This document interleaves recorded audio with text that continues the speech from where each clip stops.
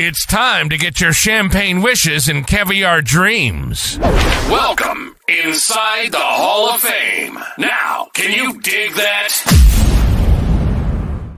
Boom! Welcome inside the Hall of Fame. I'm Booker T, 6-time world champ, 2-time Hall of Famer. I got my man Brad Gilmore here with me, as always, coming to you from ESPN 975-925. And I want to thank everybody for all the listeners, all you guys, for stepping inside the Hall of Fame, getting your champagne wishes, caviar dreams, man. How you feel, dog? How you feel this morning? I know, actually, this afternoon. How you feel? I'm feeling all right, Book. I'm feeling all right. We're starting the week off with some Hall of Fame action, breaking down everything that's going on this week. And, of course, this weekend, we are going to be live nationally on ESPN Radio, ESPN app, and SiriusXM Channel 80 with our UFC 304 breakdown. So I'm looking forward to that. We're building up to the main event this Saturday. Yeah, man. Bilal Muhammad versus Leon Edwards. And it's going to be over in England, right? This paper Yeah. be coming from England. Last time I was in England, I got a chance to meet Leon Edwards. You did? Yeah. I didn't know this. Where'd you meet him? I was doing a convention and he came to my table. Really? He just wanted to meet me. Oh, cool. Yeah, it was real cool. So looking forward to UFC 304 going down this Saturday night, guys. Don't miss out. Don't get shut out 10 p.m. 9 Central. Well, one of the interesting things, too, about this fight card is, yes, it's going on overseas, but they're going to be on an American time clock. Yeah. Right? So I can't remember I'll look up the time difference, but they're going on, like the main event's going to be going on at like 3 a.m. or something crazy UK time. And I'm still, and I'm sure we're going to get into it in our show this Saturday, but I'm just wondering what effect that's going to have, not so much on the international fighters who are flying to the UK, but the UK fighters, the Leon Edwards of the world, when they're having to augment their regular sleep schedule to kind of get on American Standard Time. I don't think it's going to be that much of an adjustment for someone like Leon that's going to be there. It's just, just fighting at a different time. I don't think it's going to throw his, just like, from a jet lag perspective, that's not going to happen. I think he's going to be more comfortable than, his opponent, I would imagine. Yeah. Well, I disagree, because to me, if I am normally going to bed, let's say at 10, and I'm waking up at 8 every single day for months on end, for years on end, and then I'm going to be fighting at, it's a 6-hour time difference.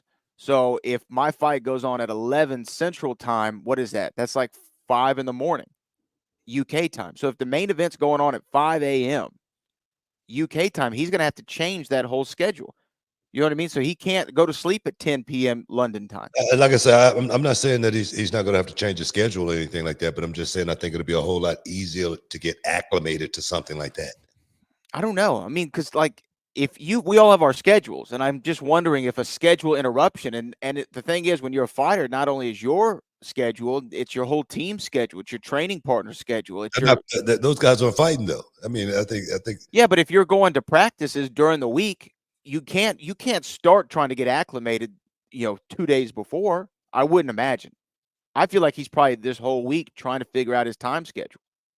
Yeah. Like I said, I'm not saying I don't disagree with you, but I'm just saying I think it'd be a whole lot easier to get acclimated to fighting at a later time or earlier time, opposed to having flying in and having to adjust to jet lag, a different altitude and that type of stuff. I don't think that's going to hurt. He's not going to have to adjust in that way. Well, no, he won't have to adjust to the weather and the conditions and the things of that nature. I just wonder. I mean, it's one of those things where when you're younger and you hear like home game versus road game, you're like, what's the difference? They're just playing in front of people who like them as opposed to not liking them. But as you get older and you realize, no, home games are better because you're sleeping in your own bed, you're on your own time, you're comfortable, you're relaxed, you get to have a home cooked meal, whereas opposed to when you're on the road, it's you got to catch this flight, catch this Uber, catch this bus, eat whatever they have at the venue. I mean, it does change your performance. It has to, a road game versus a home game. And I'm just Yeah, wondering if the time change. normally it does. I think just being on your home court or your home field just has to feel better than being on an away field. I mean, just like back in the day, the Boston Garden, people always used to talk about the parquet, you know what I mean, and playing on that. It has to be different. The fans, you have that certain spot that you can hit from on the court, opposed to being away. If that spot Right. changes, even though you're in the same spot, it Right. changes. So yeah, I get that. I get that 100%. Did you ever have that feeling of performing like in the H, or when you were living in Atlanta, performing in Atlanta so that you didn't have to get on a flight or make a drive, or, say you're going from Atlanta to Marietta or what have you, but like playing or performing or wrestling, I should say, in the city you lived in? Did you feel more relaxed or did you notice any kind of difference? Nah, not really. Other than the fans, when I was in Atlanta, the fans used to make sure they came out and, show up and show out for Harlem Heat. But nah, man, only time I really thought about, working and my work changed just because my breathing was different. I remember being in Denver, and I remember being in the gym, training and working out, and I was like, man, this is different. But we had got there a couple of days early, and I remember being on the treadmill trying to acclimate, to the weather a little bit because I know I was going to blow up that night if I didn't, So I remember just being in the gym on the treadmill, just running, and hopefully I was going to be. I remember it was a huge difference working in Denver opposed to working anywhere in the world. Denver was totally different than any place else. We'll have to see if any of this has an effect at UFC. Was it nice when y'all would have when you were at center stage and you were going to the same place all the time? Did that feel like a home court? Did you feel more relaxed? No, that definitely I think is true. I mean, because center stage did feel like home court advantage. It That's seemed, where y'all taped a lot of WCW shows. yeah, we taped Yeah. WCW from that spot, WCW Saturday nights.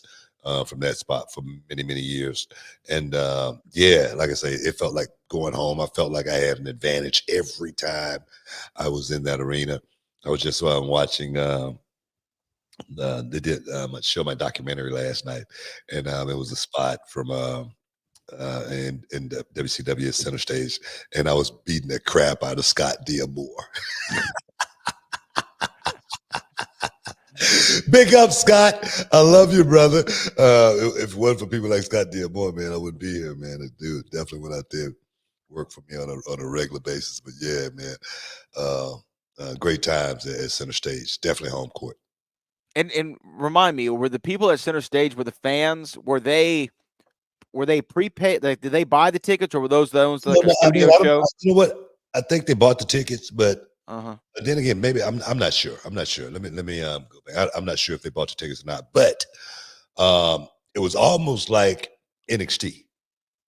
It had a set crowd. I guess about 1,000 people could fit into center stage, and a lot of them, were regulars. We would see them on a regular basis. Some of them became family. Really, seriously, some of them became family. I remember the last match my brother and I had at the Pasadena Convention Center. We had some of our fans that used to watch us at center stage drove all the way to Houston to No watch us way. that night. Yes, unbelievable. Wow, man. Because you lived in Atlanta how long? 2 years. 2 years. And I'm sure, like, in those 2 years, and when you're going to center stage and doing the tapings, you're seeing the same people a lot of the times, right? Kind of similar to the NXT crowd. Yeah, exactly. Yeah. It was like I say, this one group, man. They literally became like family. On a weekly basis, they would be there for us. They would be at the hotel after hanging out, and it was like I was like their uncle. You know, it was like something like that. It was nothing more than that. But it was so freaking awesome. Like I say, they drove that same group, drove from Atlanta all the way to Houston to watch my brother and I last match. The final heat. Amazing. Final heat, man. Wow, that's incredible. That's incredible. And I'm sure, like,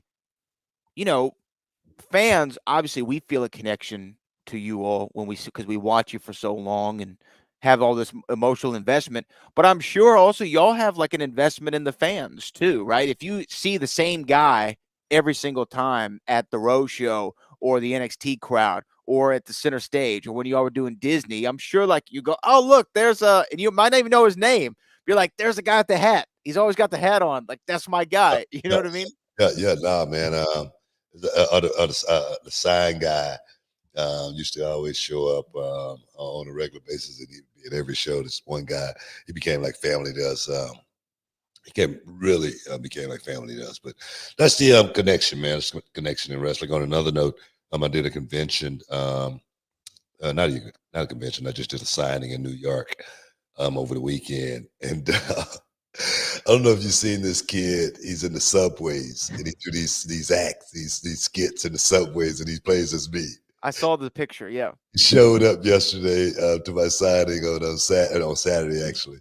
As soon as I saw him, I go, "You're the guy in the subway." I swear to God, man. And we chopped it up big time, man. We had such a freaking great time. New York showed up, man, for me, man. I want to thank everybody who showed up for me this weekend, man. I love you guys. We got to take a break, guys. Stick around. You're in the Hall of Fame. We'll be back in a minute. Can you dig it, sucker? And this episode is sponsored by Blue Chew. Guys, let's talk about it. Let's talk about sex. Hey, you remember when you was always ready to go? I'm talking about strapping the rocket on it, man. Going straight to the moon. I'm talking about getting it done. If you want that extra confidence, I got something for you. Listen up. Blue Chew.com. Blue Chew is a unique online service that delivers the same active ingredients as Viagra, Cialis, Levitra, but in a chewable tablet at the fraction of the cost. But the great thing, Book, is you can take it any time, day or night, so you can plan ahead or be ready whenever an opportunity arises. The process is simple. You sign up at BlueChew.com, consult with one of their licensed medical providers, and once you're approved, you'll receive your prescription within days. The best part, guys, it's all done online on the internet. So there's no doctor's visit, no awkward conversations, no waiting in line at a pharmacy or any of that. And the thing is, Book, Blue Chew's tablets, they're made right here in the USA and prepared and shipped direct to your door in a discreet package, so no one is the wiser. Let's just get it out there, guys. Blue Chew wants to help you have better sex. Discover your options at BlueChew.com. It's like this. Chew it and do it. And we've got a special deal for our listeners. Try Blue Chew absolutely free when you use promo code Booker at your checkout. Just pay $5 for shipping, man. That's BlueChew.com. Use promo code Booker to receive your first month absolutely free. Visit BlueChew.com for more details and important safety information. And, we want to thank Blue Chew for sponsoring the Hall of Fame podcast. Chew it and do it. Welcome back inside the Hall of Fame, man. We got a whole lot of news out there breaking, man. We got to talk about some of it, I guess. This is the Hall of Fame. We do talk. What? Go ahead. Oh, no. I was going to say, yes, we do. And also I wanted to encourage any super chatters that come who want to throw something in. Of course, we'll get to your super chats today. I'm already seeing a handful of them come through. And we have to do a make good real quick because last week we had a super chat come in that I missed. Yeah. I didn't see it. Don't get hot about it. I saw it. You saw it and you didn't say anything. I didn't say anything because I thought you was going to get it before we got off. That's your job. You're But supposed to be screening for stuff like that, making sure we hit everybody here inside the Hall of Fame, because we like the Marines. We leave no man behind. Okay, and that's what you did.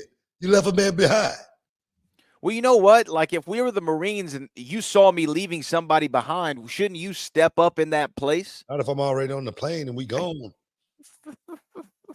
Okay. Okay.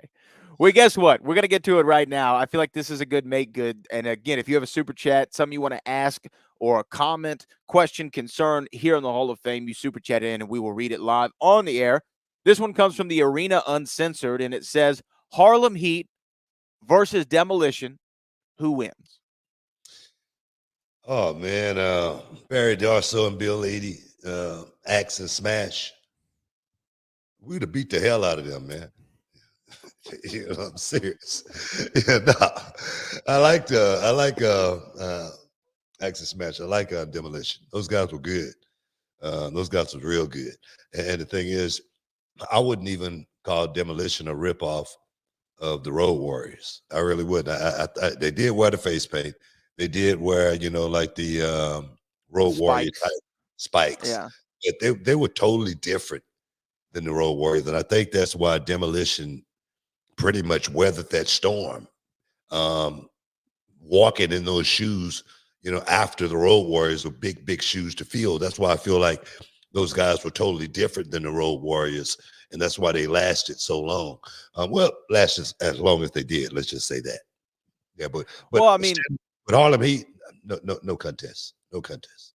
Yeah, I agree with you. I think Harlem Heat over Demolition, but I know people who kind of grew up. Demolition was like right there, maybe 4-ish, maybe 5-6 years before I really started getting into everything. So by the time Demolition or I came around, Demolition was already on the way out as far as WWF goes. But I know people who are in the generation prior to me, the Gen Xers out there, they love Demolition. Like Demolition is their team. I love them. I will say, when you see them immediately, as soon as you see them, you go, oh, this is like the Road Warriors. That's the first thing you think of. And I think that it was supposed to be a complete kind of takeoff of the Road Warriors. Yeah. But they're one of the few, I think, in entertainment history, not just pro wrestling history, but entertainment history, where you take from somebody else, but then you kind of become your own with it. Yeah, and it's, although it might have started off as a ripoff, it became its own thing. And that's where Demolition, I think, got to. And it's insane that they're not in the Hall of Fame, because I think they're like the second longest reigning tag team champions in history. And people remember, here come the Axe, here come the Smash. Great song, great look, great finish, great team. No, Barry Darsow, man, that dude, man. See, I come from that era, way before he was part of Demolition. In Houston wrestling here, Barry Darsow was fighting Nikolai Volkov, back in the day, and he was like the All-American kid. He was like really young, and Nikolai Volkov was just beating all the Americans, just smashing them, and then he would hit them with that finish where he drop them on the knee and pin them just 1, 2, 3.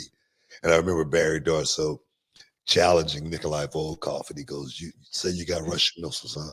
Well, I got American missiles right here, pal. Next week, you're gonna have to face me right in the middle of that ring." And he faced Nikolai Volkov. And that next week, and Nikolai did the same thing to him that he did to all the other Americans. 1, 2, 3. And the next week, Barry Darsow was Crusher Darsow. He was a Russian. Oh, Crusher Khrushchev, right? Wasn't that his name? Crusher Darsow. Crusher Darsow? Okay, I thought he was Crusher Khrushchev. It was Crusher Darsow in the beginning. Yeah. Oh, that's funny. Yeah.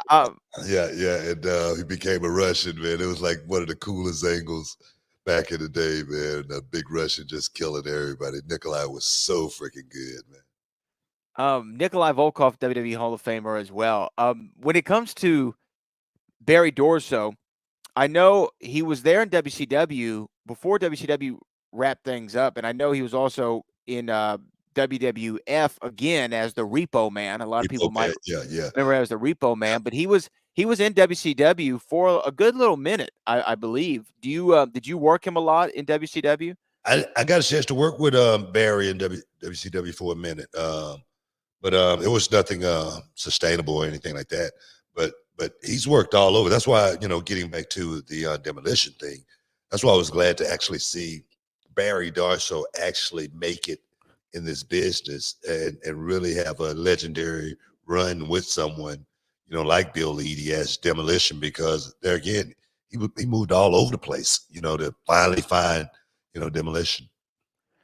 This is interesting here. So I just real quick, I typed in Harlem Heat Demolition while the question came up to see if there was anything out there.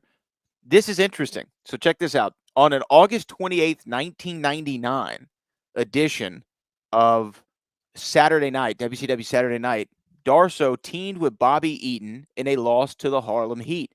After Booker T pinned Darsow, Harlem Heat hit Darsow in the head with their World Tag Team Championships.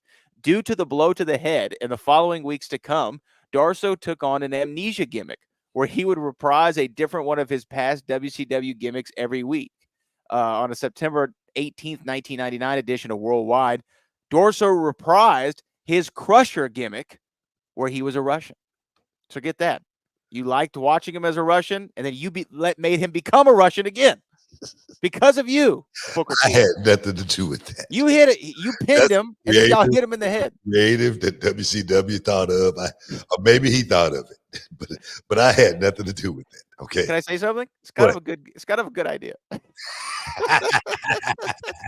Like if you have a lot of gimmicks that you're known for, getting hit in the head and then doing a different gimmick every week. Yeah, I like it.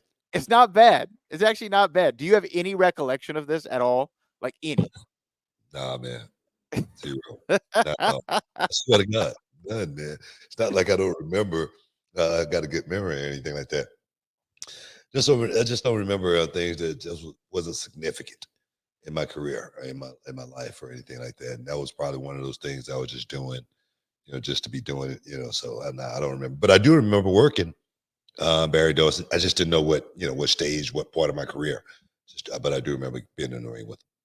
All right, so we have settled it though. Harlem Heat versus Demolition. You win. I think they've asked before if Prime, Road Warriors, and Harlem Heat. You said that the Harlem Heat would win. Is there any tag team? Here, man, I'm gonna tell you. On paper, Harlem Heat match up with any team that that the business ever produced. It's true, actually. With Doom, we match up with them. The Road Warriors, the Nasties, Steiners. No matter who it was, the Harlem Heat was definitely a top 10 tag team. Top 10. What number we were, sometimes we probably was number 1. Sometimes we might have been number 10. But we definitely hovered, in that top 10, tag team position throughout our careers. And a lot of people definitely put us at number 1. Well, I think when you look at how y'all are stylistically, you really do match up with every possible team I can think of. I mean, if it's Harlem Heat versus the APA, that's a great matchup. But at the same time, it could be Harlem Heat versus the Hardy Boys. That's still a great matchup. Versus the Dudleys, versus Edge. I'm just thinking of teams around that time. Y'all had a good matchup with anybody, because if you had to, you could kind of do a lot of the athletic things that some of the smaller guys might be able to pull off, or you could work to a bigger size and take on Farouk and Bradshaw. Yeah. I mean, I think my size was, I could work with the cruiserweight guys. I could work with the biggest guy on the roster. And I think that's what was really, really unique about Harlem Heat. I think more than anything, my brother went out there and did his job. I went out there and did my job together. We was a great collective, a great cohesive unit. But as far as any tag team out there, I really believe Harlem Heat matched up with most of those. I wish that we could have had a run in WWF, WWE, and really got a chance to, compete against some of those guys and see how far the hypocrisy of the Harlem Heat actually went. Because I tell you, we were good. We were really good. We got a chance to prove it in WCW, but we really didn't get a chance to prove it, on that world stage. And I really think we could have did some really, really great work with some of those guys in WWF. We got to take a break. You're in the Hall of Fame, guys. Stick around. We'll be back in a sec. Hey everybody, Brad Gilmore here with the one and only Booker T, and today we're not just talking about wrestling, we're talking about something that's changed the game for both of us personally, and that's Mando whole body deodorant. Yeah, that's right, Brad. You know, the most valuable thing in the world could be that #1 draft pick or home field advantage throughout the playoffs. But you know what's second? Time. Absolutely, Book. And let me tell you, managing body odor, that used to eat up a lot of time. Always worrying about it, especially around midday, but not anymore since we started using Mando. Yeah, but tell them why, Brad. Well, Mando isn't like those other deodorants that just mask the odor with heavy fragrances. Mando stops odor at the source. It blocks bacteria on your skin from breaking down sweat, which, by the way, is what really causes that BO. And it's clinically proven to control that odor for up to 72 hours. Now that's long-lasting, man. It really frees up so much time since switching to Mando. I've even perfected my half-court shot, believe it or not. Man, that's awesome. And let me add, I've been using Mando everywhere. Pits, grundles, and even those stinky crevices. We all got. It's aluminum-free, cruelty-free, dye-free, and vegan. Designed by a doctor who knew what was up about body odor, man. And for our listeners, we got something special. New customers can get $5 off the Mando starter pack. That's over 40% off. Just use our code BOOKER at shopmando.com. That's shopmando.com. Use shopmando.com. Check out their starter pack. Brad and I would not steer you wrong. With Mando, you're really taking care of your body odor anywhere and everywhere. Give it a try and let us know what you think. All right, now back to wrestling. But remember, control your body odor anywhere, anytime with Mando, and save big with the promo code Booker at shopmando.com. Welcome back inside the Hall of Fame. We'll get back to the super chatters here in a bit, man. But I know some news breaking out there, so let's definitely talk about a little bit of it. Bobby Lashley, MVP. Contracts are coming up relatively soon. It's all kind of rumors, speculation, innuendo about what's going on with Bobby Lashley, MVP. They may be leaving. It's nothing concrete yet, but it's word that they may be reforming the Hurt Business at AEW. That's definitely got to be speculation.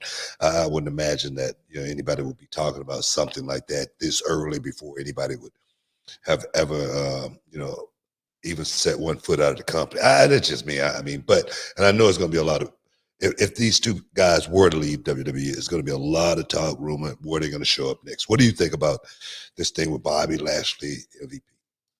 Well, first off, I will say, as a Bobby Lashley Hurt Business fan, you hate to see them leave the company or the territory, because I think Bobby Lashley, in this last run that he had, I think he came back in 2018, somewhere around there. So this last 6-year run of his career, I would say, is the best Bobby Lashley in the history of his career. I mean, honestly, when he came in back in 05 era of WWE, of course, he had the rocket on him and was really trying to solidify himself as a main event guy. But this time around, he won the WWE Championship, of course, on a couple occasions, had a great WrestleMania match at 37 with Drew to open things up on night one, I believe, if memory serves me correct. And then the Hurt Business was one of those few rare factions that come around where people bought into it. And it elevated everybody in that group. MVP coming back to the company was also something that was pleasant to see. He comes back in the Royal Rumble here in Houston, I believe, in 2020. And then we're hearing maybe he's going to be a part of the company and ends up having another great run as a manager here in WWE.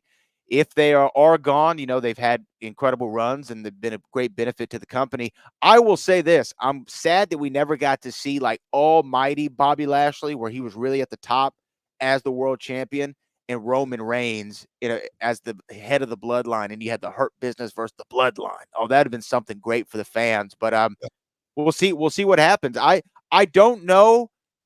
They might very well go to AEW.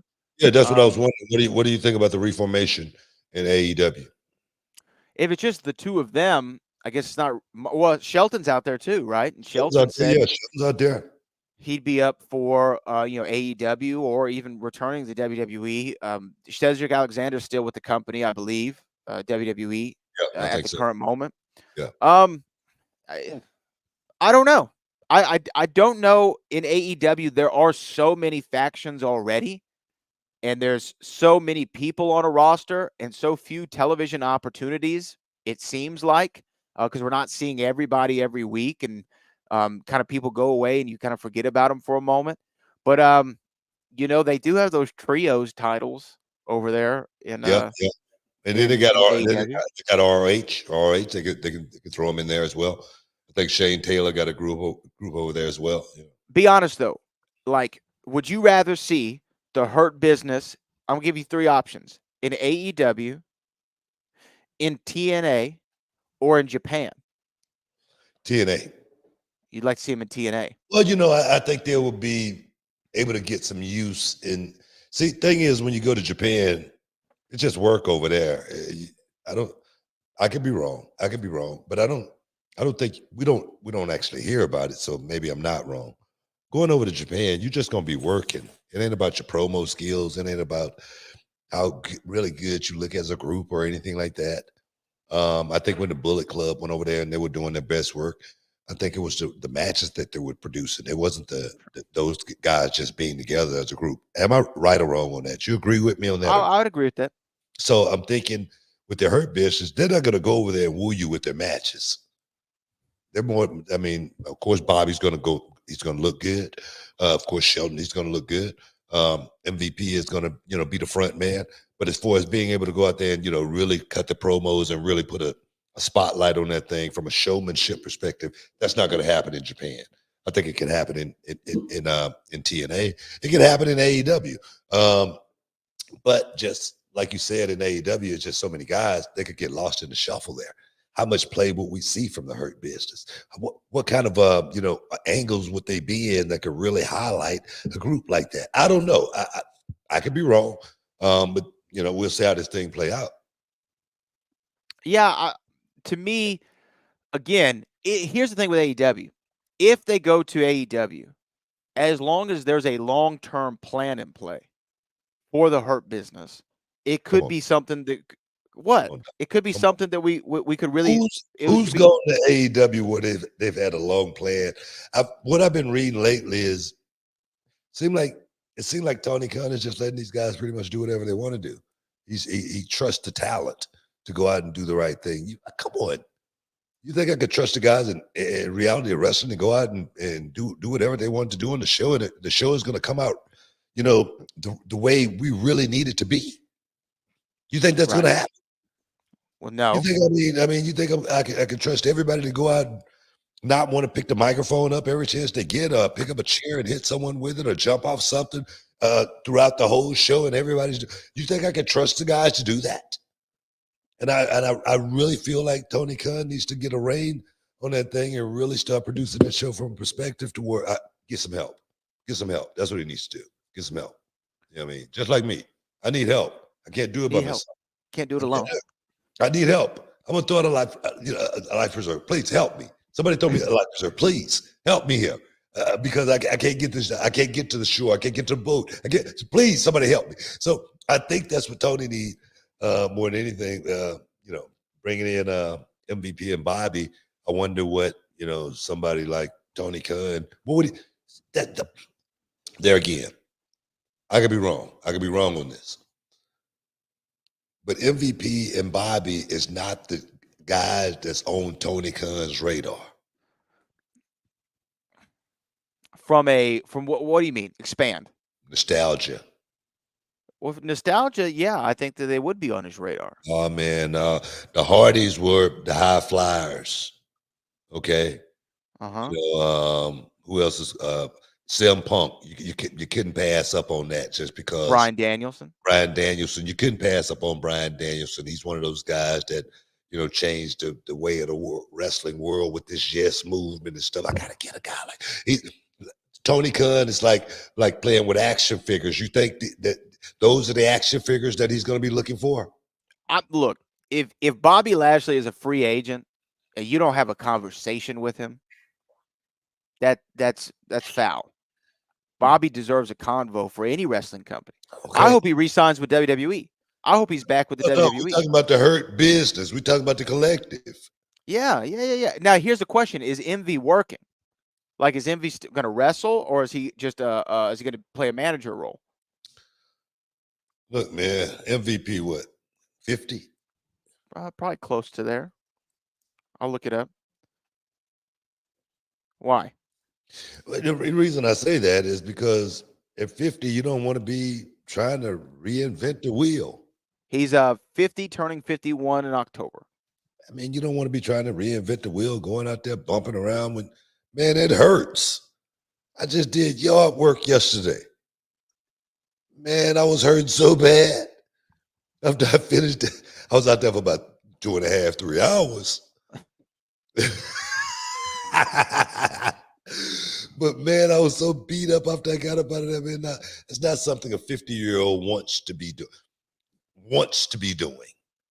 Is going out of the ring and having to wrestle. There again, I could be wrong on that because we got a lot of guys out there that's 50 in their 50s that is working. Adam Copeland. Yeah. But then again, those guys getting a hefty bag to go out there and work. Right. So Envy got to get paid. That's another question. How much are we going to pay? MV to come in and do the same job as a lot of those other guys are doing. That's a big question right there. And the thing is, I don't know. But if a deal can be made and if the deal is right, okay, I can see that. I think there is a hunger, or there's a desire, let's say, to see the Hurt Business again.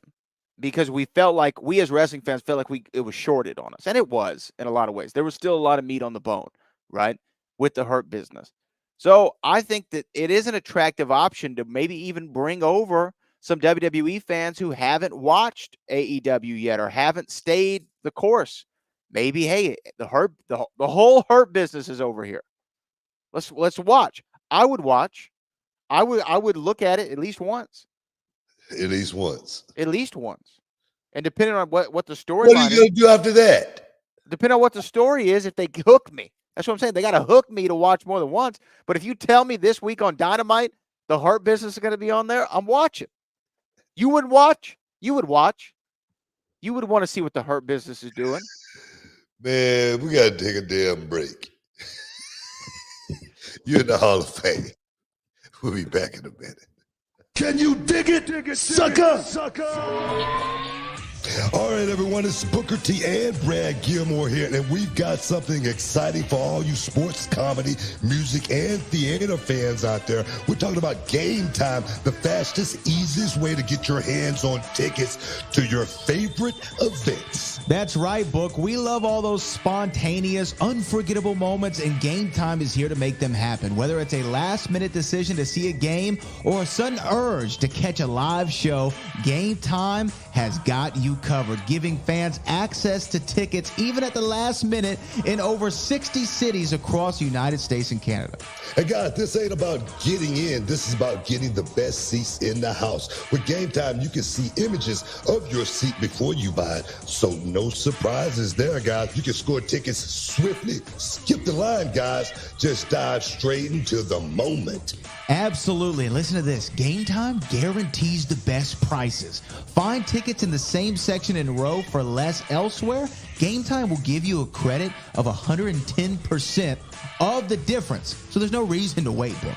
So whether it's the thrill of the game, the laughter of the comedy, the rhythm of the music, or the drama of the theater, guys, don't let the opportunity skip by. Choose Gametime. Grab your tickets and just enjoy the moment. Live should be spontaneous, Book. So guys, don't miss out. Check out Gametime now on their app or at gametime.co. That's gametime.co.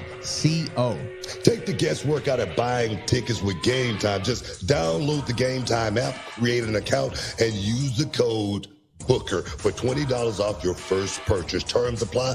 Lowest price. Guaranteed. Oh, yes. Boom. Welcome back inside the Hall of Fame. We're sitting here right now just kicking it, talking about perhaps the next move for Bobby Lashley. What's the next move for MVP Shelton Benjamin. All these guys going to end up all elite as the new and improved Hurt Business. Or, they're going to go to TNA and, create the new and improved Hurt Business over there. Because just imagine, if they did go there and, perhaps, it'd be Shelton, MVP, and they add Moose, and then you got the new Hurt Business, the new and improved, new power generation, Hurt Business. And the thing is, the reason I say that is because it's not so saturated in TNA where these guys would be seen and highlighted on a weekly basis. That's what I see. Like I say, I don't. Of course, they could end up in AEW now, and of course, they probably would make a whole lot more money in AEW. But if done right in TNA, the money would be there for them because they would still be able to go out and work and do other projects and do other things and to be able to build something like that. For me, I think it's I don't know. I think that's a win-win situation over there. Well, and like you said, with TNA, although creatively might be the best place for them to land, got to wonder what kind of money can TNA offer, because we know they can't compete with exactly. AEW paycheck. No, exactly my point. Exactly my point. I mean, they're going to make more money in AEW. That's a no-brainer. That's no doubt. But to be able to have that creative freedom to be able to, make a paycheck here and then know you can still go out and make a paycheck there and be able to do conventions, be able to go overseas, when those doors open and stuff like that. Yeah, I think that could work out for them. But we'll see, man. We'll see exactly where they land. I'm hoping they land a soft landing. Let's just say that. You and I both. I'm a big fan of Bobby, Shelton, and MVP, all those individuals, and especially collectively. So we'll see where that goes. Now, what about the other rumor out there that Tamina is no longer with the company? Now, again, this is not confirmed. It's just reports, same way as Bobby Lashley. We should say all of this is unconfirmed at the moment, but they are reporting that Tamina is no longer listed on internal rosters. This is according to Sportskeeda, WrestleZone, Cultaholics, several outlets reporting this. What do you think about that, if true? I mean, I'm not surprised. I mean, Tamina hadn't been used a whole lot lately. Right. She's been around, for quite some time, and it's just part of the business. You know what I mean? You're not going to stick around. That's what surprises me when people see somebody, getting let go or somebody asking for their release and moving on. That's just a part of this business. It's the nature of the beast of it. You're going to get let go sooner or later. And when I see people that seem like they're shocked when somebody get let go, for me, it's just another day at the office. If Tamina is no longer with WWE, she had a hell of a run. She had a hell of a run. Did she become champion? No. Did Jake the Snake become champion? No. It's not all about that at the end of the day. I think it's about taking care of your family, making some money, and hopefully parlaying this success that we've had in this business into whatever we're going to do next. So now, if Tamina is no longer a part of the company, I always liked Tamina, man. We always got along very, very well, man. She was always one of my favorite people. Seriously, man. Seriously. So I would hate to see her, be gone from the company. But, on the other hand, that's just the nature of the beast in the business, and I wish her well. Hopefully, if she is gone, hopefully, she'll get a chance to aspire to do some things that she never got a chance to do because she's been on the road working her ass off for so many years. I'm serious, man. That's what one should be thinking about once they do get out of the rat race of the grind. Well, yes, and Tamina, again, she's been around since 2010, maybe somewhere around there. Yeah. So she's had a hell of a run with the company, and by the way, a 9-time 24/7 champion, and her and Natalia had a run with the women's tag team championships. Hell of a run, man. She got to have a little gold. Oh, man, seriously, yeah. So yeah, I'm with you, and I feel like, again, with the women especially, back I don't know, 10, 15 years ago, the women were around very short. It was a very short run for women. It was like 3 years, maybe. 3-4 years. That's like Yeah, tops. And if you make tops. 4 years, like you were something special. Yeah. Now we're seeing these long runs, and I think Tamina's up there with somebody like Natalia, who did recently re-sign with the WWE as a long-term investment that the company had. And in my estimation, Tamina, that's an investment that paid off. And if she is done with the company, you know what? She's going to have a legacy she can look back on and a body of work that I'm sure she's proud of. I mean, I even think of the time where she was paired with AJ Lee for a while as her bodyguard. She was there in Team Bad, Beautiful, and Dangerous with Sasha Banks and Naomi.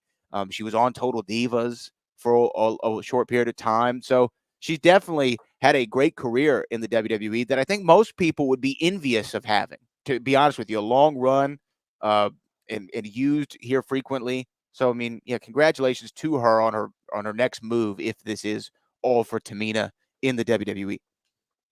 No doubt. No doubt. Like I say, Tamina always one of my favorite people. So I'm sure we'll find out something soon. But what else out there? Dolph Ziggler. Dolph Ziggler won the TNA. Nick Nemeth. He's the TNA World Champion, man. Nick Nemeth.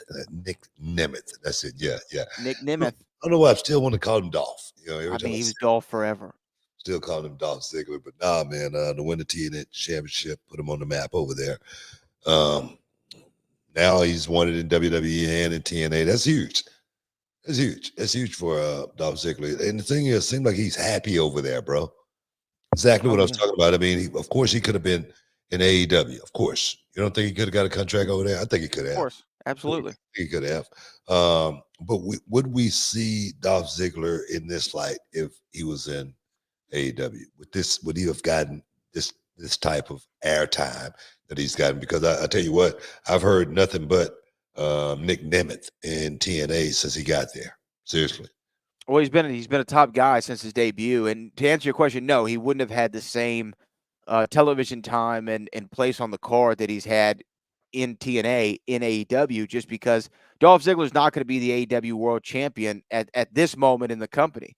There's so many people right now in the main event scene trying to find even an angle to be a part of. That's the thing about AEW, is they're kind of rich with talent, especially towards the top, middle, and top of their card. There's a lot of guys over there. Dolph being in TNA was the best decision he could have made, in my opinion, because he's also had a hell of a year. He is the was it New Japan Global Champion, I believe is what it was, and now he's the TNA World Champion, and he's being able to kind of probably have his own schedule, really call a lot of his own shots, have input, serious, meaningful input in his creative, and he's the top guy in the company. Defeated 5 other men in Slammiversary main event, including your favorite gentleman, Joe Hendry, and Moose, both of which were in that match there. So congratulations to Nick. Nick's and again, he's a 20-year vet at this point. Yeah, yeah. No, he's a guy that's still going real strong, though. I think that time in WWE, at the end, he got a chance to just cruise and coast. He wasn't doing a whole lot. Then he came down to NXT and did a little bit there, but he was the type of guy you called him when you needed him, and then he would come in and perform at a very, very high level. So now it seemed like he's ready and fresh for this run that he's going on in TNA. Well, and honestly, he was kind of in WWE, although he had a short moment as the world champion. He was always the bridesmaid, never the bride. Yeah, yeah. In WWE. Yeah, and yeah. now he's like the person in high school that everyone's trying to, get to know. He's the popular kid in TNA, right? Like, he's top of the food chain. He's quarterback of the varsity team. Like, people want to be around Nick Nemeth in TNA, and I think that's great for him because he's always been, as they say, he's been a hell of a talent. Hell of a talent. I said something about Nemeth one time on the kickoff show, and I got a lot of heat for it. What'd you say? I said that this guy's going to look back on his career one day and really regret it, because opposed to going out there and wanting to be the main guy, he more so wanted to just go out and steal the show. And in a lot of ways, that's kind of true. It's kind of true in a lot of ways. Dolph Ziggler was never the guy. I don't think he was politicking to be the top guy. He just wanted to go out and steal the show every night. Is that a knock on Dolph Ziggler? No, it's not. It's not a knock on him or anything like that. No. He just pretty much let his talent speak for itself, and his talent spoke for 20 years. And that right there is a testament to Dolph Ziggler. I give him high praise, nothing but high praise from Dolph Ziggler. But Dolph was never a guy that was worried about the championship. I don't think, opposed to going out there and, no matter who the champion is, he's going to have to follow this. I'm going to go out there and steal this. It was one of those type of things. I could be wrong, but that's the way I've always felt about Dolph. No, I agree with you. I think that in WWE, especially, I think that his nickname was the show stealer. Like that's what he's going out there to try to do. Yeah. But then that's shoes to fill too, because you're trying to be, you're falling into that Shawn Michaels umbrella. We got to take a break though. We got to take a break, guys. You're in the Hall of Fame. We'll be back in a sec. Hey there, beach babes and beach bros. Are you ready to soak up the summer vibes and strut out with your ultimate beach bod? Well, good news, because our friends over at Manscaped have got you covered from head to toe. Oh, yeah, Brad. We're talking about the Performance Package 5.0 Ultra, the all-in-one grooming kit that's a total game changer for your summer look, man. With Manscaped, you're not just grooming, you're unlocking confidence you need to turn heads this beach season. Oh, yes. That's right, Booker. And we're talking 10 million men worldwide who trust Manscaped. And because you're listening to us, you get a special deal. 20% off plus free shipping with the code Booker at manscaped.com. Let's make this summer your smoothest one yet. Man, let me tell you about the Lawnmower 5.0 Ultra. This bad boy got a summer makeover. It's waterproof, perfect for those splashy pool parties and beach hangouts. And don't get me started with the Weed Whacker 2.0 for those pesky nose and ear hairs.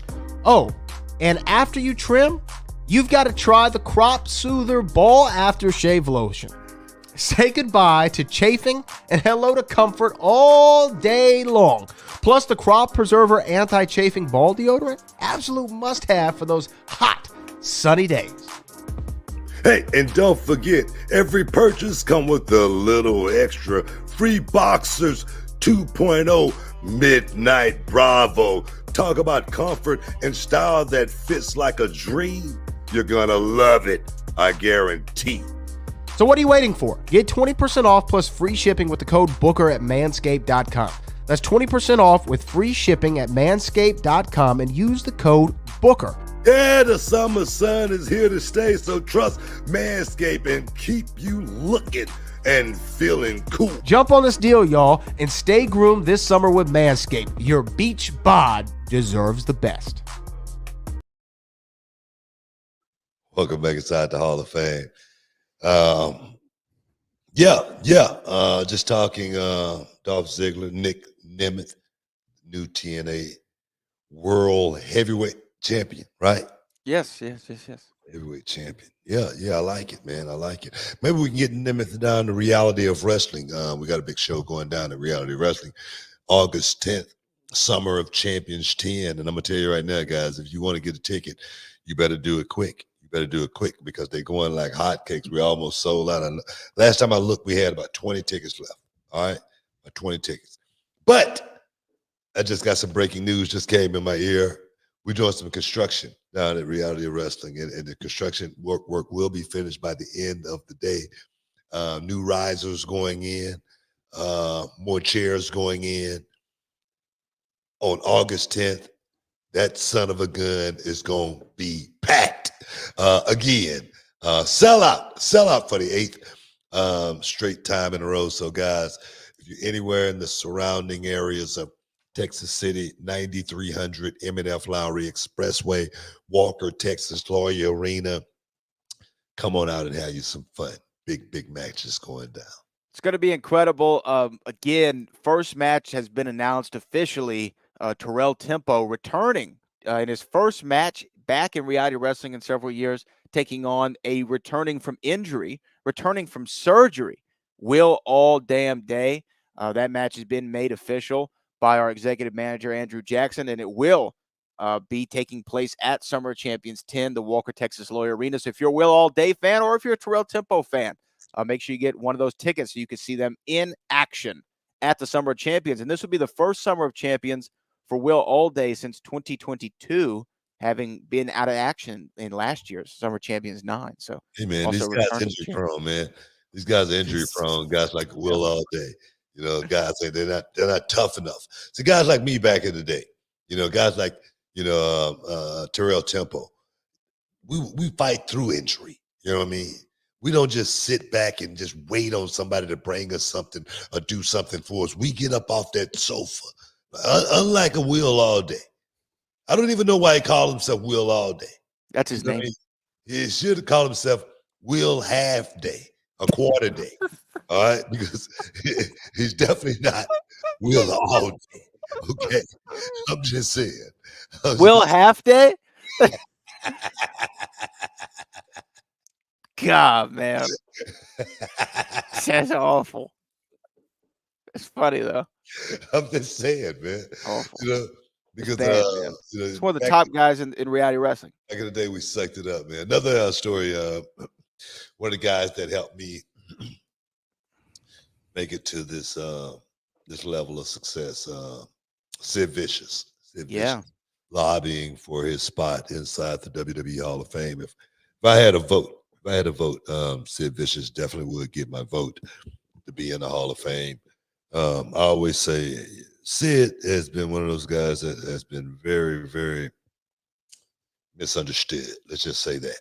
Sid has always been a good guy. If he like you. But I remember being in that sportatorium after about 18 months or so. And we got a phone call at the sportatorium. And it was one Sid Vicious, better known as Psycho Sid, letting us know that he wanted to get us into WCW, my brother and I. And if it was something that we was interested in, and we was like, oh yeah, man, most definitely we'd love to be a part of something like that. He said, well, I'm going to do whatever I got to do to get you guys in. I guess about 3 to 4 months later, Sid was calling us, telling us to get back our stuff, come to Atlanta, and we could stay with him and until we get on our feet. And Sid put my brother and I up for a couple of months until we started getting some checks, until we can get out and get on our own. You don't do that, you know, if you're not if you don't have a heart. You know, I know Sid saw something in us, and we was like it's a project for him to see if, you know, I don't know. I think at that time Sid would maybe thinking about going in the office, but Sid's mindset, it's not an office. He's not an office guy. He's not a guy that could be contained in a cage or anything like that. He's got to be out in the wild. You know, so I didn't think that would work out for him. But the idea for Sid to bring us in as his first projects and, you know, put us in a spotlight toward my brother and I, our first pay-per-view in WCW was War Games, and we were in the main event with Sid and Big Van Vader. Doesn't get any bigger than that. Doesn't get any bigger than that. I give Sid all the praise, man, for getting my brother and I the biggest break that we ever could have gotten. If it wasn't for Sid Vicious, I don't know where we would be at. So he's definitely got my vote as far as going into the Hall of Fame, hopefully in this year coming up. Well, I mean, look, this guy, when you think about his accolades just in the business, he was WCW World Heavyweight Champion a couple times. He was a United States champion in WCW. He was a WWF champion. Remember, he was it WrestleMania 13? Was him and Undertaker in the main event? I believe. That's off the top of my head, but I believe that's the case. So, yeah, man, I mean, as far as what Sid can do or did, for the business, he was a top guy, man. And Psycho Sid too, from a character standpoint, especially in WCW, he would crack me up, man. Sid was funny. Yeah, I don't know if he was intentionally funny all the time, but he was a funny guy. World. Yeah, you talk about he rules the world. I'm like, then I started using that later on in life. No, man, Sid was definitely believable.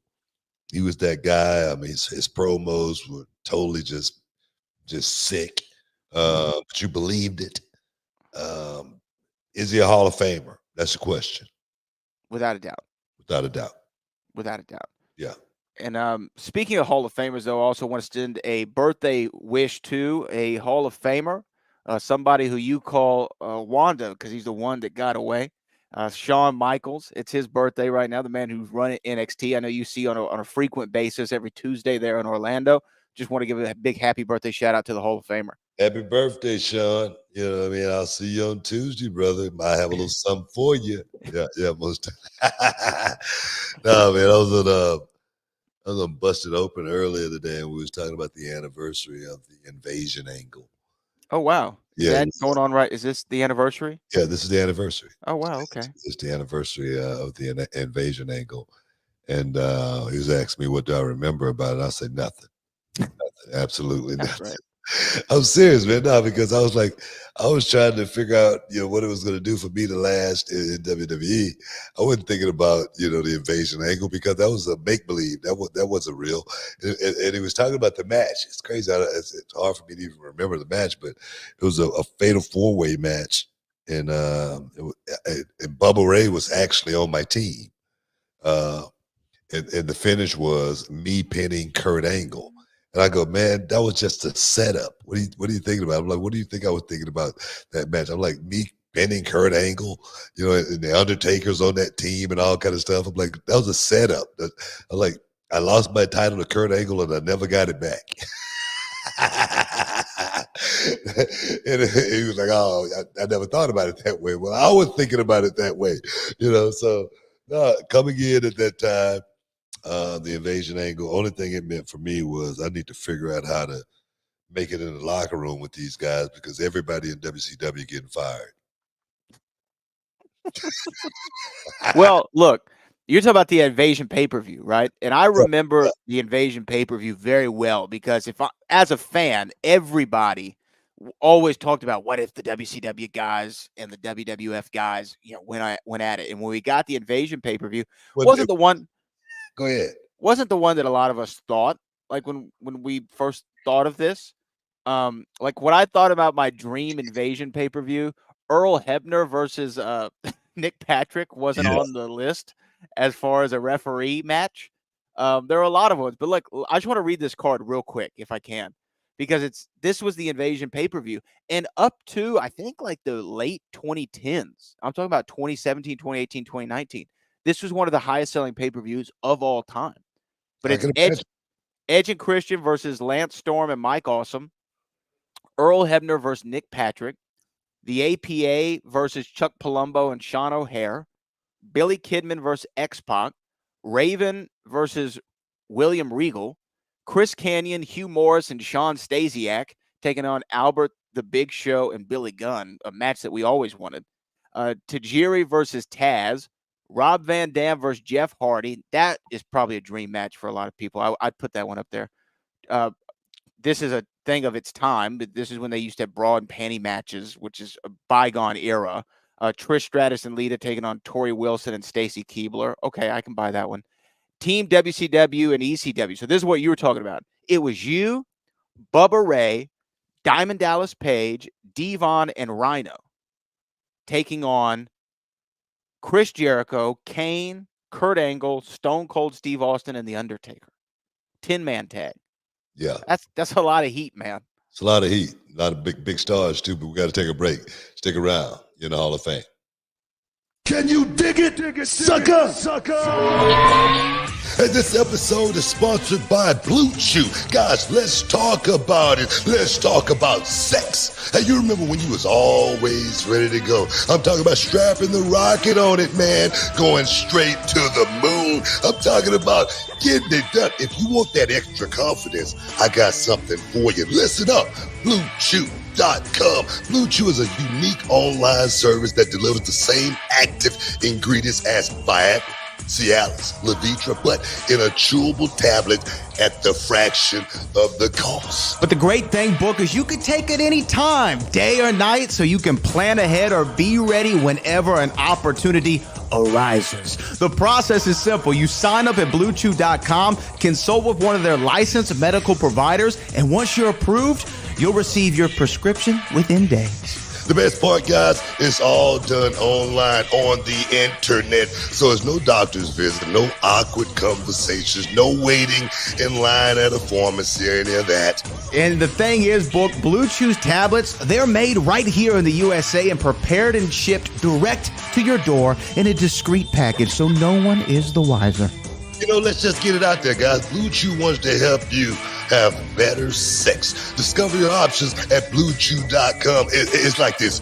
Chew it and do it. And we've got a special deal for our listeners. Try Blue Chew absolutely free when you use promo code Booker at your checkout. Just pay $5 for shipping, man. That's BlueChew.com. Use promo code Booker to receive your first month absolutely free. Visit BlueChew.com for more details and important safety information. And, you know, we want to thank Blue Chew for sponsoring the Hall of Fame podcast. Chew it and do it. Welcome back inside the Hall of Fame, man. Jake Paul. Oh, yeah. Mike Perry. Yeah.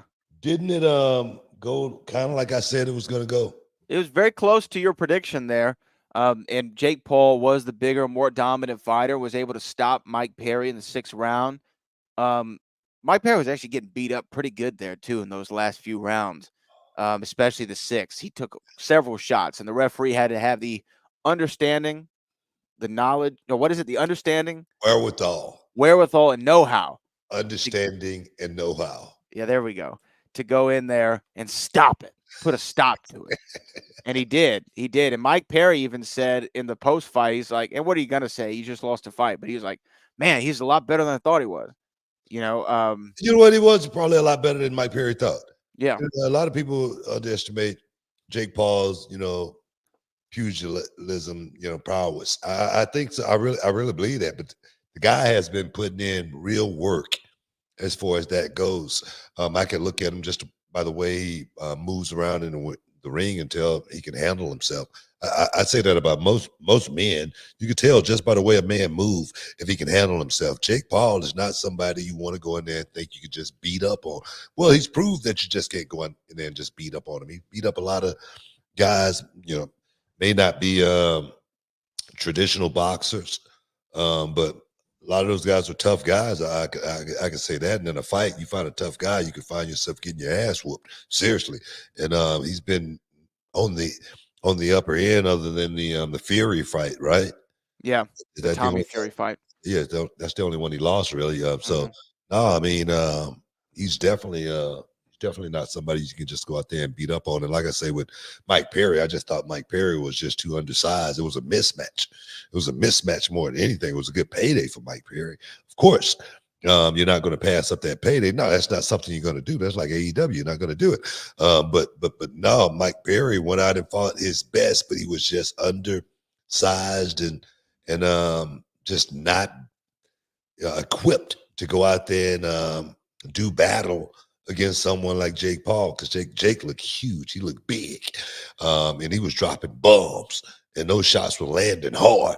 So, no, man, Mike Perry did a good job. Good job. Great payday. Great payday. Great payday. Big ups to Mike Perry.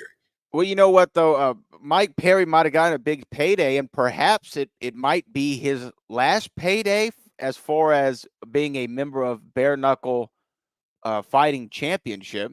It was revealed, earlier this year that Conor McGregor is a part owner of BKFC, and he took to his social media to fire Mike Perry after losing the fight against Jake Paul out there. It's very hypocritical because, when Conor McGregor did the same thing, he went over to boxing and he took the bag. He lost. He did. He lost honorable. Just like Mike Perry, he lost honorable. Like Mike Perry said, the guy was better than he thought. Floyd was better than he thought. So why would he think about? I read something about that immediately after the fight. Conor McGregor said he was fired, and Mike Perry said, "You can't fire me." But if Conor McGregor owns it, I'm sure he can. But that would be a stupid move on Conor McGregor's behalf, just because Mike Perry is the hottest thing going in bare knuckle, just like he was the hottest thing going at once upon a time in the UFC.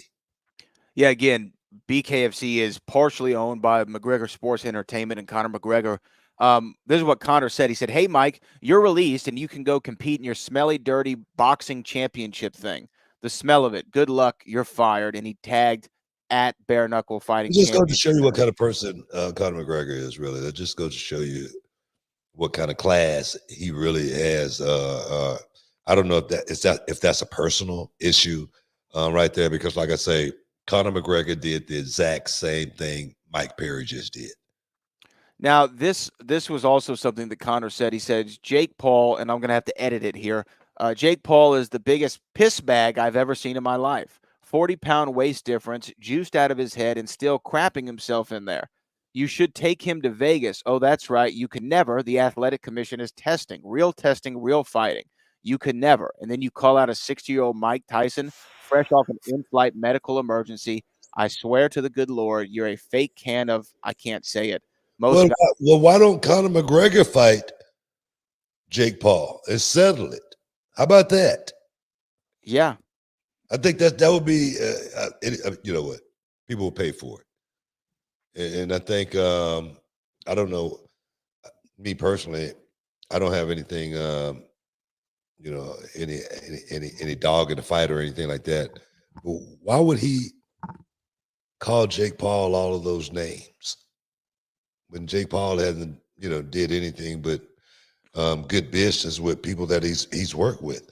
A lot of those guys have made money that they wouldn't have made without Jake Paul. And the thing is, Jake Paul and Mike Tyson, I think that's a mutual thing. If Mike Tyson is willing to go in there and fight somebody like Jake Paul, why would he be taking up for Mike Tyson? I feel like if he wants to take up for Mike Tyson, step in the ring with Jake Paul and settle it. That's the only way it can be done. We'll have to see. We'll have to see what happens out of this. I don't think Conor McGregor versus Jake Paul would make a lot of sense from a well, I mean, he's talking about juicing and they make it unofficial. Well, you can do whatever you want. You can take all the gas you want. Do it in the BKFC? Would you do it in BKFC? BKFC, I don't care where you do it. Well, I mean, I saw Conor in Roadhouse, and I'm not making any accusations or allegations, but he was. I'm not saying that either, but he looked like a heavyweight, so I say they pretty big. They could get it on. I feel like that would be an even matchup right now at this point, and we ain't got to go to USADA. We ain't even got to talk to them. We can just, handshake agreement. You can take whatever you want to take. Do whatever. It's all on the table. All you know legal. what I mean? All legal. Well, we'll have to see. But I think, do we have time to do you want to get to our super chats here today? Yeah, we got time. Yeah, most definitely. Yeah, we have this segment and one more after this. So we're going to go to Eddie Kane Maine, who said, "Hey, Booker, I watched reality wrestling yesterday, and it looks like that Matty Ice is not too fond of your decision to put the championship on Edge Stone." Now, slight point of contention, you didn't put the championship on Edge Stone. Edge Stone won that championship against Gaspar using his battle to the bell cash-in opportunity. But continue. What is your reaction to Eddie Kane Maine? Eddie, thing is, Matty Ice can come talk to me about that if he likes. But his ass better come between my office hours or from 9 to 5. Okay? Just make sure he comes within those hours. But as far as Edge Stone is the man now. Edge Stone is looking great. Edge Stone is looking phenomenal, unbeatable, unbreakable. Stone don't crumble. That's the only thing that we're worried about right now. So whatever Matty Ice is thinking about, he needs to think about it quietly and silently. To himself. Exactly. Keep his opinions to himself unless you can come to your office hours from 9 to 5. We also have the Ronin just became a member of the channel. So we appreciate you, sir. Thank you. And then our next one comes from Voodoo Vic. Good morning, Boat and Book. Book, what's your favorite thing to sign at events? Lately, the Funko Pops, man, because they the rates just went up. The rate's gone up, you say? Rates just went up. Okay, the Funkos, man, they took them long enough. You know what? I don't know who makes the Funko. If that's the name of the company, the pop vinyl, I don't know who makes it. Yeah. Took them long enough to make a Booker T. No, pop vinyl. man. It's like God, man. Even when God's late, He's always on time. And it's something like that for me. It's like money in the bank. You don't want to cash it in too soon. I mean, so the later it comes, the better. Because right now, bro, Funkos are selling like hotcakes. Everybody got one. It's a beautiful, beautiful tee. Beautiful, beautiful bounties, beautiful bounties. As far as the Funko, when you first saw it, and was it sent to you, or did you see a picture first? I saw a photo first. What was your first reaction? I was like, "Oh yeah, man! The gun's been to pick up, man. It's one of those things, with conventions. It's stuff like that that just pops off. It's almost like the Beanie Babies back in the day. That's before your time. I know what beanie, but what do you mean before my time? No, well, the Cabbage Patch. That's before my time. You know what I mean? So that kind of stuff, man. Once it get out there and go viral, everybody want one. Everybody needs one. And so for me, the Funko Pop right now is one of the hottest sellers for me at the convention. So I'm like, everybody in line, make sure you get your. And I like doing it cool. I'll do one side in like red, and then I flip it over on the other side, and I do white or something. I always do two colors just to make it pop, and they always pretty much like the handprint. Hey, we got to take another break. You're in the Hall of Fame, guys. Back in a sec. You dig it, sucker! You're listening to the Hall of Fame. Here's Booker T and Brad Gilmore. Out. When you come to the WWE, this is what you're going to have to face right here. It's the GI Bro. Well, let me tell you something, Steve, baby. I've been noticing all these big guys like the Super Collider, the Warrior, this Thor. Well, let me... First things first, man. I got a new haircut. Would you like to see it, man? Yeah, I want to see. All right. GI Bro. GI Bro is my name. And beating people up is my game. Look in my eyes. Everybody in the WWE, I just want you to know one thing. The GI Bro is ready, willing, and able to take on all comers in the WWE. That means everybody. Thor, Cherokee Warrior, Super Collider, mainly because I seen what you did. You came out, you tore the sign up, you ripped it out of my little private's hand, and you stripped it in two, man. That's something you don't do. You don't mess with my little privates, man. It's a war. Let me tell you, when I get you in the square circle, when I get you in the combat zone, when I get you in the ganking zone, that's when I'm going to declare World War III on you and take you clean out on the team, man. Ah! That never gets old. At least I said World War III. Yeah. You didn't mess it up. I didn't mess that up, man. No, man. It's crazy, man. Crazy. Every time I see that, I was watching that because they played it on the documentary last night. I was watching it. And I was like, wow, man. It's crazy how time flies. Crazy how time. WWA, man. The best man in the WWE. Well, you know what? The Alliance, man. Yeah. Speaking of, your career in riding through the towns, making the towns as you were, Marcus Craig is here with our next super chat. He says, who were your travel partners during your career? I know you famously traveled solo a lot of the times after your tag team run. Your brother, I'm assuming, was a big travel partner for a long time. Who were your travel partners? Yeah, back in the day, this one ref, his name is Brian Hildebrand. He died of cancer. Back in the day, he was one of the first riding buddies that my brother and I had in WCW. Such a cool dude. And for me, Nick Patrick, him and I, we used to ride down the road all the time, man. And Too Cold Scorpio, he was another one of my riding buddies in WCW.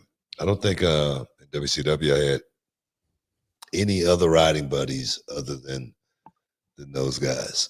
And some stories to tell too, man, going down those highways, especially with me and my boy Nick Patrick, man. We got into one doozy one time, man, and it was just nuts, man. And I'll tell that story another time, but let's get it rolling. Yeah, we'll save that one for a live show. John JID 999 Booker, your thoughts on the NIL program that WWE and NXT does? I love it. We've got some really, really good talent out of the NIL program. Look at, guys like Obafemi, look at, the ladies like Tiffany Stratton, and, so many of them like Kalani Jordan. So a lot of those guys have picked this system up a lot quicker than most out there, from the average sports world. I don't know what it is. I don't, especially on the tumblers, they seem to pick it up, like Sol Ruka. They seem to pick it up, even from a psychology side, a little bit quicker than most. But I still believe in the talent out there on the independent scene as well, because I know I got one, and I'm gonna just mention her name, Promise Braxton. She may be the best female wrestler in the country right now. So you cannot sleep on the talent out there that's grinding.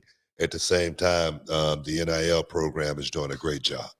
Yeah, and I think it's a great opportunity for WWE to be able to, get into that college game and get some athletes that, like you said, didn't come from the independents and can bring something different than a traditional wrestler could. But I couldn't agree with you more. Promise Braxton is the preeminent female wrestler in the game right now. I've said it for a long time. She's my favorite wrestler, male, female, indifferent, to watch wrestle live. It's always an experience to see Promise Braxton. So if you don't know about Promise, you better get to know, because I have a feeling everyone's going to be seeing her a lot more soon, by the grace of God. Our next one here comes from King Rizzy. MVP and Bobby would be better for TNA than AEW. They'd get lost in the shuffle in AEW. See, didn't I say that? King. Yes. Didn't I say king to king? I said that. This is exactly what I said. I said that just because those guys definitely, I think, could bring something to the table, no doubt. But in AEW, I just don't think they fit into what Tony Khan's vision of that show is. That I could be, and there again, I could be wrong, but normally I'm not. Normally I'm not on this kind of stuff. Hurt Business in TNA, adding Moose to the that's just me right there. That's just me as a promoter. Adding Moose to the fold, getting his title back and all that stuff. Yeah, heck yeah, man. It will work perfectly fine.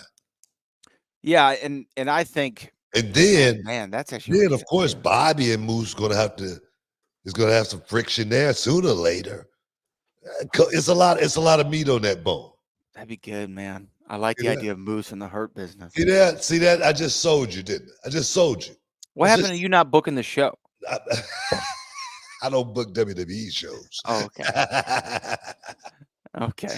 No, but you like that, don't you? I do like the Moose being in the Hurt Business. And he just lost the title. Oh, man. He come in and be like, hey, I'll help get you back to the top. Exactly. And then Moose and Bobby Sue, what we got here. Whoa. I got the title. Hey, that's mine. Hey, I'm just saying. I'm not trying to give any ideas. But that's an idea for you. There you go. Okay. M Music. This is our final one of the this is the final one of the day. M Music says, I watched Matty Ice versus Gaspar match too. Brad, you sounded like you're gonna make a heel turn on the mic. I got my King Booker pop signed. Well, there you go. Great match on Reality Wrestling. You didn't see Matty Ice versus Gaspar. Me? Yeah. I'm not. No, I just call it like I see it. You know what I mean? All right? Just like you. Just got called out right there. You sound like you trying to, Yeah, I get it. I just call it like I see it. But Gaspar, I'm gonna tell you right now. Let me tell you guys right now about Gaspar. Tell us. Gaspar is a guy that's grinding. I'm gonna give him his props. Gaspar been grinding since day one to become the Reality of Wrestling champion. He got it snatched from him. Mm-hmm. He should be the Reality of Wrestling champion right now. One day, Gaspar may be the Reality of Wrestling champion if he keeps working as hard as he's working there, and he keep his nose clean. That's what he's got to do more than anything, keep his nose clean. All right? If you understand what I'm saying. Gaspar, One of these days, you're going to be great. Just not now. Well, we'll have to find out what happens with Gaspar Hernandez at the Summer of Champions, and if he can become the Reality of Wrestling champion. That remains to be seen. You know, he said this about King Booker, and we were talking about Nick Nemeth. This is something I wanted to ask you. I know we only have, a couple minutes left of the show. 3. This is something I wanted to ask you. Because you've always been Booker T your whole life, this is your real name. This is who you are, Booker T. Huffman, not Robert Teo, as we've talked about quite a bit. But since you are Booker T. Huffman, you've always been able to keep the name Booker T in throughout your wrestling career, no matter where you've gone. It hadn't been like Dolph Ziggler and change his name to Nick Nemeth, or the Hurt Business can't be the Hurt Business in other places because WWE owns that. Was there ever any idea in your mind if I couldn't have been Booker T, this would have been my name? No, never. I always knew I was going to be Booker T wherever I went. I don't know how. I just knew I was going to be Booker T. I knew going to WWE, I was going to be Booker T, WCW. They tried to change it, but it's just something that wouldn't work. I didn't like it. Something that I asked to be, changed back to, which was, Cole, back to Booker T. I don't know. It was just something about I felt like I wanted and needed my name. And I remember Eddie Gilbert telling me when I first got in the business, he was like, "Man, you got such a cool name. We got to keep that." Even in global, it was Booker T and Stevie Ray. He didn't change my name just because he thought it was such a cool name. And it was crazy as I hated my name as a kid. When I was 18, I always said when I was 18, I was going to change my name to something, but I don't want my name to ever be Booker, ever again. That's the way I was thinking as a kid, just because I used to get teased and bullied, called Booger all the time as a kid. So I just didn't think I had a cool name until Hot Stuff Eddie Gilbert. He said, "Man, such a cool name." And boom, that was the beginning. Hot Stuff Eddie Gilbert's also a good name, by the way. It is. Just throw that out there. Yeah. That's a great name. Well, yeah, I just wondered, because I remember when Devon and Bubba Ray went to TNA, all of a sudden they couldn't be Devon Dudley and Bubba Ray Dudley. They were Brother Ray and Brother Devon. You remember that? Yeah. It's like Brother Ray and Brother Devon, Team 3D. Yeah. I don't know, man. I'm so glad I didn't have to go through that, man. I'm so glad I didn't have to deal with something like that throughout my career because I don't know. I don't know how it would have turned out. It could have been totally different than it turned out to be. Because the name really can do a lot for you.